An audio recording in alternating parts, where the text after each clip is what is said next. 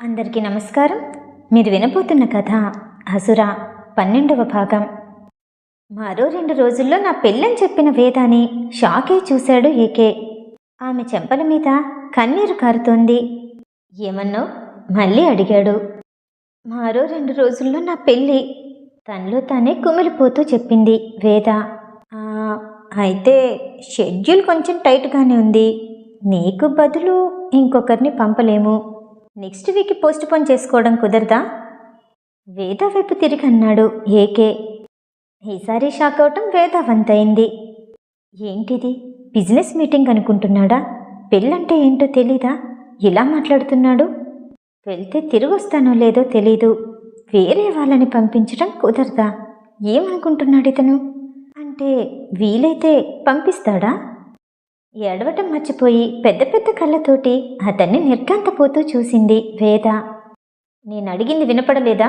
Post phone చేసుకోవటం వీలవుతుందా లేదా? ఏకే గట్టిగా అడిగాడు. వేదాకి ఫోన్లో వినపడిన తన తల్లి మాటలు గుర్తొచ్చాయి. లేదు బాస్, రేపు సాయంత్రం నా ఎంగేజ్మెంట్, ఎల్లుండి పెళ్ళి. ఏకేలో ఏదైనా మార్పు వస్తుందేమోనని అతన్నే గమనిస్తూ చెప్పింది. సో అదే రోజు ఆస్ట్రేలియాలో మీటింగ్ ఉంది. నేను సిటీలో ఉండకపోవచ్చు. ఓకే, నేను ఎలాగైనా మేనేజ్ చేసుకుంటాను. ఆ రోజు మీటింగ్కి కావలసిన ఇన్ఫర్మేషన్ మొత్తం ఫైల్ చేసి వెళ్ళు. తన షెడ్యూల్ చూసుకుంటూ ఆలోచిస్తూ అన్నాడు ఏకే. వేద వెంటనే తేరుకొని ఓకే బాస్ అంటూ వెనక్కి తిరిగి 2 అడుగులు వేసింది. 1 మినిట్ వేద, ఎంగేజ్మెంట్ ఎప్పుడన్నావు? ఏకే మాటలకి వేద వెనక్కి తిరిగింది. రేపు సాయంత్రం 7 గంటలకి. ఇంకా చాలా టైం ఉంది, ప్రాబ్లం లేదు. ఎల్లుండి నాకు ఆస్ట్రేలియా వెళ్ళటానికి ఫ్లైట్ టికెట్స్ బుక్ చెయ్యి. అలాగే నీకు కూడా. రేపు మధ్యాహ్నం 3 గంటలకల్లా పని పూర్తి చేసి నువ్వు వెళ్ళు. గంటలో మీ ఊరు చేరుకుంటావు. 3 గంటలు నువ్వు రెడీ అవ్వటానికి సరిపోతుందనుకుంటా. శుక్రవారం లీవ్ సరిపోతుంది, శనివారం వచ్చేయచ్చు. అసలు ఏకే ఏం మాట్లాడుతున్నాడో, దేని గురించి ఆలోచిస్తున్నాడో అర్థం కాక అతని వైపు విచిత్రంగా చూసింది వేద. ఒక్కసారిగా తనకి బలం వస్తే అతని తలని తీసుకెళ్లి గోడకేసి కొట్టాలనిపించింది.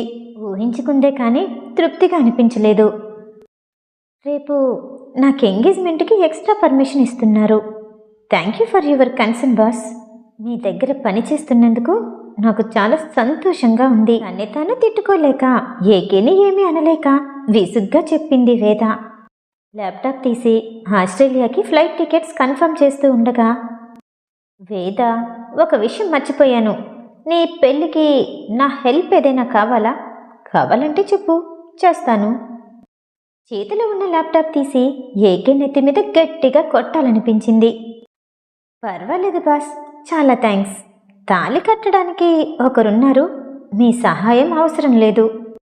కళ్ళు తిప్పుతూ అతని వైపు నుండి చూపు తిప్పుకొని ల్యాప్టాప్ స్క్రీన్ను చూస్తూ అంది. That's fine. ఏదైనా సహాయం కావాలంటే అడుగు. ఎన్ని సంవత్సరాలుగా నా దగ్గర పనిచేస్తున్నావు, ఆ మాత్రం చేయలేనా? ఏకే చెప్తూ ఉండగానే, బాస్, మీ టికెట్స్ కన్ఫర్మ్ అయ్యాయి. అలాగే నావి కూడా, ఒత్తి పలుకుతూ చెప్పింది వేద. ఆ రోజు త్వరగానే ఆఫీస్ పని అయిపోయింది. టైం రాత్రి 10 అవుతూ ఉండగా పాలు వేడి చేసి ఏకేకి అందించి తన గదికి చేరుకుంది. తన ప్రయాణం కోసం లగేజ్ అంతా సర్దుకొని మంచం మీద వాలిపోయింది. మధ్యాహ్నం మీటింగ్లో ఉండగా తన ఫోన్లో జరిగిన సంభాషణ గుర్తొచ్చింది. 5 సంవత్సరాల తర్వాత తన ఇంటి నెంబర్ స్క్రీన్ మీద కనిపించింది. ఏదో తెలియని ఉత్సాహం. మొబైల్ అందుకోబోతుండగానే ఏకే తీసుకుని కాల్ కట్ చేశాడు. మీటింగ్ అయిపోయిన వెంటనే బయటికి వెళ్ళి తన ఇంటికి కాల్ చేసింది. ఎవరూ కాల్ పికప్ చేయలేదు. మీటింగ్ స్టార్ట్ అయితే మళ్ళీ కుదరదని కాల్ చేస్తూనే ఉంది.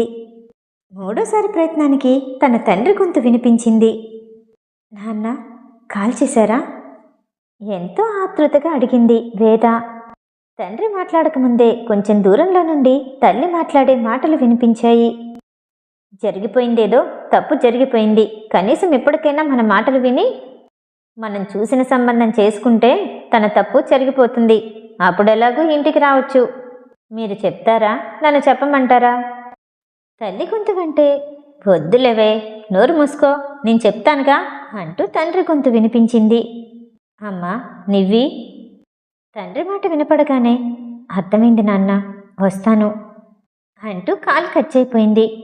అమ్మా, మీ అమ్మ అంటుందని కాదు, ఆ పెళ్లి కొడుకు చాలా మంచోడు, అతనితో నీ జీవితం బాగుంటుంది, నాకు కూడా నచ్చిన సంబంధం, అందుకే ఒప్పుకున్నాను అంటూ ఎంగేజ్మెంట్కి పెళ్లికి సంబంధించిన వివరాలు చెప్పాడు. సరేనన్నా, రేపు ఉదయం బయలుదేరి వచ్చేస్తాను. ఏమీ చేయలేని స్థితిలో వేద చెప్పింది. పెళ్లి కొడుకెవరో తండ్రి చెప్పలేదు. తెలుసుకోవాలన్న ఆసక్తి తనకి లేదు. గట్టిగా ఓ నిట్టూర్పు విడిచింది. అసలు నేనేం చేశానని, అందులో నా తప్పేముంది? అమ్మ అంతగా కోపగించుకుని పెళ్లి చేసేంత పెద్ద తప్ప? ఎంతసేపు ఏడ్చిందో తనకే తెలీదు. ఏడుస్తూనే నిద్రలోకి జారుకుంది. ఉదయాన్నే రెడీ అయ్యి ఏకే గదికి టిఫిన్ తీసుకుని వెళ్ళింది వేద. సాయంత్రం ఊరెళ్ళాలి కాబట్టి అందుకు వీలుగా ఒకేసారి చీర కట్టుకుంది. ఎప్పట్లా ల్యాప్టాప్లో తలదూర్చలేదు ఏకే. వేద, నిన్ను పెళ్లి చేసుకునేవాడికి కూడా అది వర్తిస్తుందా? టిఫిన్ ప్లేట్ అందుకొని తింటూ అడిగాడు ఏకే. వేద కనుబొమ్మలు ముడిచి అర్థం కానట్టు చూసింది. అదే, నిన్ను ప్రేమిస్తేనే నీ దగ్గరికి రావాలని.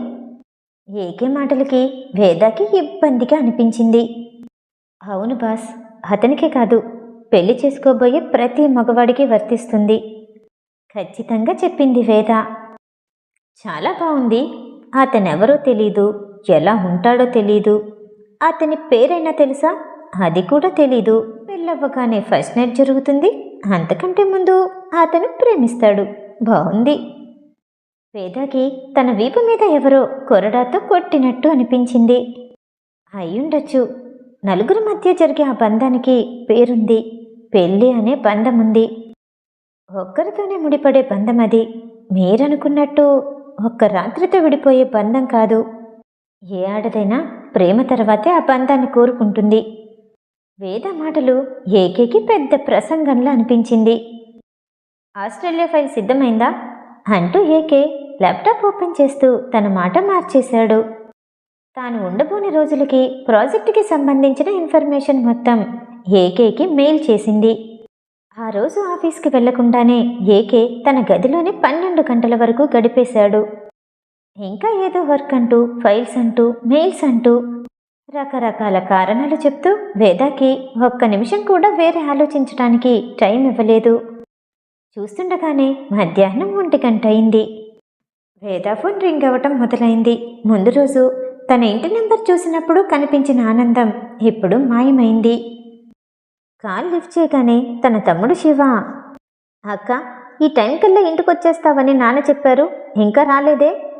ఆ గొంతు వినగానే సిటీలో చదువు కోసం హాస్టల్కి వెళ్ళొద్దంటూ ఏడ్చిన తమ్ముడు గుర్తొచ్చాడు. చాలా రోజుల తర్వాత ఎప్పుడొస్తావంటూ ఫోన్ చేశాడు.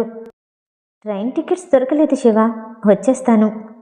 కంపెనీనే ఫ్లైట్ టికెట్స్ బుక్ చేస్తానంది, అందుకోసం ఇంకాసేపట్లో బయలుదేరుతాను.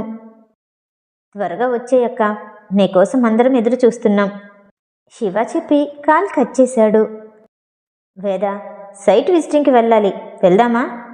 తన కోటు బటన్స్ పెట్టుకుంటూ బయటకొచ్చాడు ఏకే. వేద వాచి చూసుకుంది. 1:30 కాబోతుంది. కంగారుగా అనిపించింది. 3 గంటలకి ఫ్లైట్ అంటే కనీసం అరగంట ముందు అక్కడుండాలి. మధ్యాహ్న సమయం కాబట్టి ట్రాఫిక్ ఎక్కువగా ఉంటుంది. ఇప్పుడు బయలుదేరితేనే అక్కడికి చేరుకుంటారు. బాస్, అది నాకు టైం అవుతుంది. ధైర్యం తెచ్చుకొని వాచ్ని చూపిస్తూ చెప్పింది వేద. సైట్ చాలా దగ్గర, ఎంతో టైం పట్టదు, ఒక్క అరగంట, ఆ తర్వాత నువ్వు వెళ్ళిపోవచ్చు. మరో మాట మాట్లాడే అవకాశం వేదాకి లేదు. ఏకే వెనకాలే వెళ్ళింది. తాము వెళ్తున్న కార్ తమ సైటు వైపు కాకుండా మరోవైపు వెళ్తున్నట్టు అనిపించింది వేదాకి. కార్ విండో గ్లాస్ దించి చుట్టూ గమనించింది. బాస్, మన సైట్ అటువైపు, మనం మరో దారిలో వెళ్తున్నాం. ఏకేకి చెప్తూనే, ఎప్పుడు మనం ఎటువైపు వెళ్తామో నీకు తెలీదా అంటూ డ్రైవర్తో అంది. ఇటువైపు తీసుకెళ్ళమని నేనే చెప్పాను, ఇటు మరో సైట్ ఉంది, అది చూసుకుని ఆ తర్వాత అక్కడికి వెళ్దాం. తన్ని ఇబ్బంది పెట్టడానికి కావాలనే ఇదంతా చేస్తున్నాడు అనిపించింది వేదాకి. ఏమీ చేయలేక నిశ్శబ్దంగా కూర్చుండిపోయింది. ఓ గోల్డ్ షాప్ ముందుకి రాగానే కార్ ఆగింది. ఏకే వెనకాలే వేద కూడా వెళ్ళింది. బాస్, ఇక్కడికి ఎందుకు వచ్చాం? ఇది గోల్డ్ షాప్. అవును, ఈ షాప్ కొని బిజినెస్ చేద్దామనుకుంటున్నాను. ఏకే నోట్లో నుండి మాట రాగానే తన ల్యాప్టాప్ ఓపెన్ చేసి ఆ షాప్ వివరాలు, అది ఎవరి పేరు మీదుంది, అది ఎంత కాస్ట్ పడుతుంది, అన్నిటినీ చూడడానికి ప్రయత్నించింది వేద. ఏకే తన చేయి పట్టుకుని ఆపాడు. అప్పుడప్పుడైనా కొంచెం ఆడపిల్లలా ఆలోచించు. నీకు గిఫ్ట్ కొనడానికని వచ్చాను. నీ పెళ్ళికి నేను సిటీలో ఉండను, కాబట్టి నీకు నచ్చింది తీసుకో. ఏకే అంటూ ఉండగా ఆ షాప్ మేనేజర్ పరిగెత్తుకుని వచ్చాడు. కొత్త డిజైన్లో ఉన్న నగ కావాలి, అది ఎక్స్పెన్సివ్ అయి ఉండాలి. ఏకే చెప్పగానే మేనేజర్ రండి సార్ అంటూ అతన్ని లోపలికి తీసుకెళ్ళి ఒక సేల్స్ గర్ల్ని తీసుకొచ్చి అన్ని నగల్ని చూపెట్టమన్నాడు. బాస్, నాకు ఇంత ఎక్స్పెన్సివ్ వద్దు, తన 2 చేతుల్ని నిలువేసుకుంటూ ఇబ్బందిగా చెప్పింది వేద. ఎక్స్పెన్సివ్ వద్దా? నీకు తీసుకునే అర్హత లేకపోయినా నేనిచ్చే స్థాయిలో ఉన్నాను. ఏకే ఇచ్చాడు అంటే అది ఈ స్థాయిలోనే ఉంటుంది. ఏకే మాటలకి వేదాకి ఒళ్ళు మండిపోయింది. వీడు గిఫ్ట్ ఇస్తున్నాడా, బలవంతం చేస్తున్నాడా? వేద తిట్టుకుంటూ ఉండగానే తన మెడలోకి ఓ నగను వేసి ఎదురుగా ఉన్న అద్దంలో ఏకేని స్వయంగా చూశాడు. ఇది నీకు చాలా బాగుంది, ఉండని అంటూ ఆ నగను చూపించి దానికి బిల్ వేయమని చెప్పాడు. బిల్ పే చేయటానికి వెళ్తున్నప్పుడు మంచి డిజైన్లో ఉన్న రింగ్ కనిపించింది. సేల్స్ గర్ల్తో చెప్పి దాన్ని బయటికి తీయిస్తూ ఉండగా వేద మొబైల్ రింగ్ అయింది. ఏదో కొత్త నెంబర్. ఆలోచిస్తూనే కాలు పికప్ చేసింది. హాయ్ నివేద, ఎలా ఉన్నావు అంటూ ఓ మగ గొంతు వినిపించింది. సారీ, మీరెవరో నేను గుర్తుపట్టలేకపోతున్నాను. ఎవరు? వేద మొబైల్లో మాట్లాడుతూ ఉండగా ఏకే ఆ రింగును చూసి ఇది చాలా బాగుంది, దీనికి కూడా కాస్ట్ వేయండి అంటూ వేద దగ్గరకు వచ్చి కుడి చేతి ఉంగరపు వేలికి పెట్టాడు. వేదకి ఏం మాట్లాడాలో అర్థం కాలేదు. అవతల వైపు ఫోన్లో ఉన్నదెవరో తెలియలేదు. ఉంగరాన్ని మెత్తగా తడుముతూ ఇది నీకు చాలా బాగుంది అంటూ చెప్పి బిల్ పే చేయటానికి కౌంటర్ దగ్గరికి వెళ్ళాడు ఏకే. ఇంతవరకు నేనెవరో గుర్తుపట్టలేదా? నా పేరు అర్జున్, తెలిసిందా? మొబైల్లో అవతల గొంతు చెప్పింది. అర్జునా, ప్లీజ్, నాకెవరో గుర్తు రావట్లేదు. వేద సందిగ్ధంలో ఉంది. హేయ్ నివేద, రేపు నీకు పెళ్ళి, అదేనా తెలుసా? నువ్వు పెళ్లి చేసుకునేవాడి పేరు అర్జున్. ప్లీజ్, ఇది మాత్రం ఎవరు చెప్పలేదని అనుకు, నాకు చాలా బాధగా ఉంటుంది. నీకు ఫ్లైట్ టికెట్స్ దొరకలేదని శివ చెప్పాడు. నేను బుక్ చేయనా? అక్కడికి వచ్చి రిసీవ్ చేసుకోనా? అర్జున్ మాట్లాడుతూ ఉంటే వేద తన రింగ్ని దూరంగా ఉన్న ఏకేని అయోమయంగా చూస్తూ ఉండిపోయింది. ఏంటి నివేద, ఏమి మాట్లాడట్లేదు? నా మాటలు వినిపిస్తున్నాయా? అర్జున్ గట్టిగా అరిచేసరికి ఈ లోకంలోకి వచ్చింది వేద. అదేం అవసరం లేదు, ఆల్రెడీ బుక్ అయిపోయాయి, నేను వచ్చేస్తాను. ఫైన్, మెసేజ్ చేస్తూ ఉండు, నువ్వు రాగానే నేను పికప్ చేసుకోవడానికి వస్తాను. కలుద్దాం, బాయ్ అర్జున్ చెప్పి కాల్ కట్ చేశాడు. ఏకేని ఫాలో అవటం తప్ప వేద ఏమీ చేయలేకపోయింది. తనకేమీ అర్థం కావట్లేదు, తన మనసుకేమీ ఆలోచన రావట్లేదు. ఏకే కారులో కూర్చున్న తర్వాత వేద కూడా కూర్చోబోతుండగా నువ్వెక్కడికి? వేదని చూస్తూ అడిగాడు. ఏంటి, ఇప్పుడిక్కడ వదిలేసి వెళ్ళిపోతాడా? నాకు టైం అయిపోతుంది. ఆలోచిస్తూ ఉంటే వేదాకి ఏడుపు వచ్చేసింది. నాకు కావలసిన ఇన్ఫర్మేషన్ మొత్తం ఇచ్చేశావు, నీకు టైం అవుతుంది. వెనకాల ఇంకో కారు వస్తుంది, అందులో ఎయిర్పోర్ట్కి వెళ్ళిపో. నీ పని అయిపోయిన 2వ రోజే ఆఫీస్కి వచ్చేయాలి. నేను మానేస్తాను అని లిమిట్స్ దాటి మాట్లాడితే ఊరుకోను. నువ్వు నా పియ్యేవి, నువ్వు ఉండాలన్నా వెళ్ళిపోవాలన్నా అది నేను నిర్ణయించాలి. కారు డోర్ గట్టిగా వేయగానే డ్రైవర్ కారుని ముందుకు ఉరికించాడు. వెనకాలే మరో కారు రావటంతో వేద ఊపిరి పీల్చుకుంది. ఏకేకి తన కారు అద్దంలో కనిపిస్తున్న వేదాన్ని చూస్తుంటే శారీలో కొత్తగా అనిపించింది. వెనక్కి వెళ్ళి మరొకసారి చూడాలనిపించింది. 2 రోజుల్లో తన పెళ్ళని గుర్తొచ్చి ఆ ఆలోచన మానుకున్నాడు.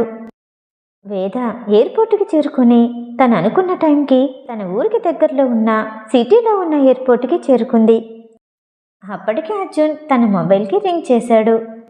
నెవ్వి, నన్ను మోసం చేశావు ఆ మాట వినగానే వేదాకి వెంటనే ఏకే గుర్తొచ్చాడు. తాగిన మైకంలో ఉన్నప్పుడు మొదటిసారిగా నివ్వి అని పిలిచాడు. ఇలానే నన్ను మోసం చేశావు అంటూ దూరంగా వెళ్ళిపోయాడు. అర్జున్ గట్టిగా పిలిచేసరికి మళ్ళీ స్పృహలోకి వచ్చింది వేద. నేను ఫస్ట్ గేట్ దగ్గర వెయిట్ చేస్తానని చెప్పాను కదా, నువ్వు సెకండ్ గేట్ దగ్గరికి వెళ్ళావు. నేను అక్కడికి రావాలంటే వీలవుతుందా అన్నాడు అర్జున్. పర్వాలేదు, నేను ట్యాక్సీ బుక్ చేసుకుని వచ్చేస్తాను వేద సర్ది చెప్పింది. సరే, టెన్షన్ పడకు, ఈ సాయంత్రమే మన ఎంగేజ్మెంట్. ప్రశాంతంగా ఉండు. ఇప్పుడు హడావుడిగా వచ్చావంటే ఫొటోస్లో మొహం పాడైపోయింది, ఇదంతా నీ వల్లే అంటూ జీవితాంతం దెప్పి పొడుస్తూనే ఉంటావు. ఆ నింద నాకొద్దమ్మా, ఆలస్యమైనా పర్వాలేదు, ప్రశాంతంగా రా, కానీ టైంకి వచ్చేయే నవ్వుతూ చెప్తూనే కాల్ కట్ చేశాడు అర్జున్. మిగతా కథ తర్వాయి భాగంలో. ఈ కథ వింటూ మీకు నచ్చినట్టయితే లైక్ చేసి సబ్స్క్రైబ్ చేయండి. మళ్ళీ రేపు కలుద్దాం. నమస్తే.